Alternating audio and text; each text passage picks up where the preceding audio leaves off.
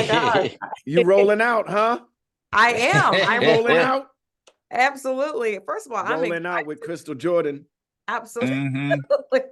I'm excited to be here with both of you guys. You guys are such amazing comedic actors. So I can't imagine what it was like to be on this set with the two of you. How have you guys managed to find your comedy rhythm? That We was almost rehearse a instant. lot. Yeah.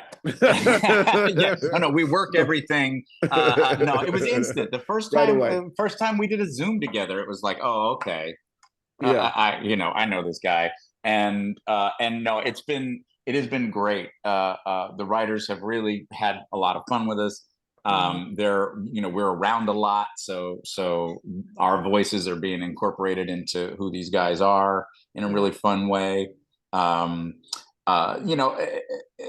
it's a bit of alchemy, because the writers have to find ways to make these people fight, but also be funny. Yeah. Yeah. But they've been doing an amazing job so far. Yeah, it's a really thin tightrope to walk when you have two people who could easily go at each other's throats uh, if the writing is just shifted a little bit. You know what I mean? Right. And so it's important the way it's written is very, very, very technical, and you want to stick to it because that'll make it so that John and I's chemistry doesn't come across as they're gonna kill each other. You know what I mean? Yeah, and it's funny because we discover like I had a really mean joke that my character played on Donald's character at one point, and the audience was like silent, and I was like, okay, that's one that we That's can't not, do. yeah, we can't do that. That one is going in the garbage. But that's one of the great things about doing a live audience show is you can really feel where they're at, And obviously, I think Scrubs was one of the best single camera comedies ever shot, frankly.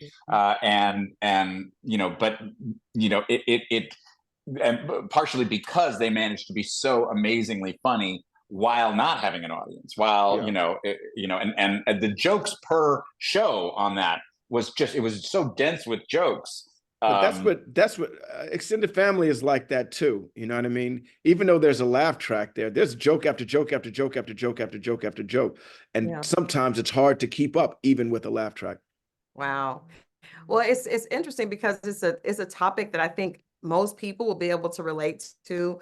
Families, they separate, they find their way back together in different ways. What have you pulled like from your own personal experience of just being, having family to bring into this storyline? Because it's actually the real life story of one of the producers or some of the producers. Yeah. Personally, I've been through divorce, and so I know that there's a delicate and not that I was delicate in my divorce. I was not at all. I was an asshole. But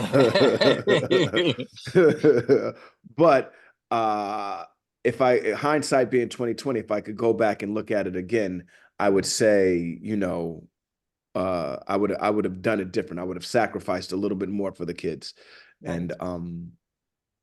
And I think that's what extended family is really. It's about sacrificing for your kids. And I think that's how it works. I think that's what it is. If you're saying how can this work? That's how it works. It's you putting your ego aside and saying, my kids mean more to me than anything.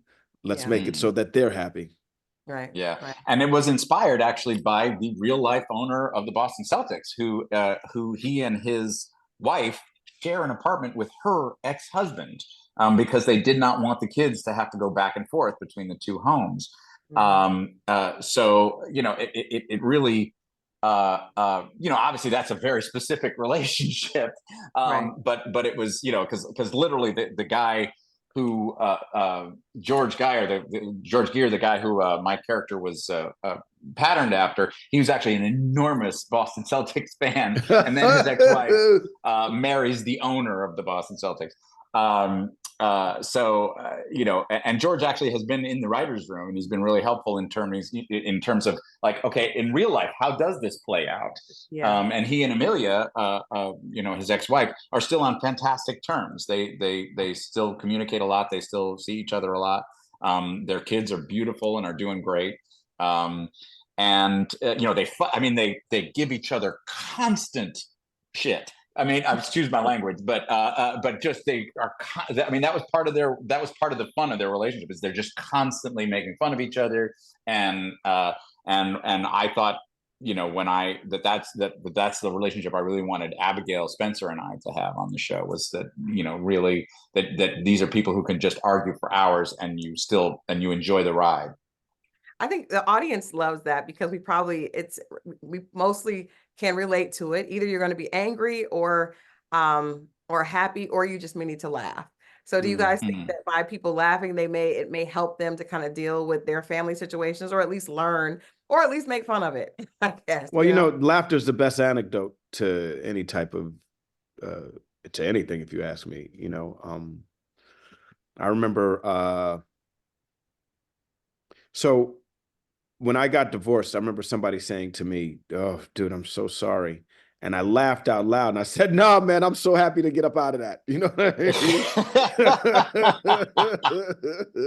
But I was being facetious, obviously. Nobody likes to fail at anything. But I right? use that as a coping mechanism. And so I Right. definitely think laughter is something that will definitely help you in really tough situations. Scrubs is another example of that, where we made it so that, you know, people are dying all around us and we're trying to tell jokes. Yeah. In this situation, you know, when we first put up Extended Family, when I put it up on my social media for the first time, there were a couple of people that were like, "You're joking about divorce? I don't think that's funny." But it is funny in the context of it. When you really dive into it, I can look back at a lot of things that happened during my divorce that I can laugh at now that I couldn't laugh at then. Absolutely. Well, I just want to say, both you guys, my favorite characters from both you guys are, I guess they're both comedic in a way. Ducky, of course. I mean, oh my gosh. I could watch that movie, like, over and over again. And I gotta say, for you, Donald, Tariq, you were Tariq Ready to Exhale, which is my all-time favorite. All-time favorite. You guys have both just been such a big part of television history, and some of those pieces that are so memorable, like Scrubs, Waiting to Exhale, 2.5 Men. So it's just an honor to be able to talk to you guys, and looking forward to seeing more from Extended Family. Thank you so much. Thank you. Thank you, Crystal.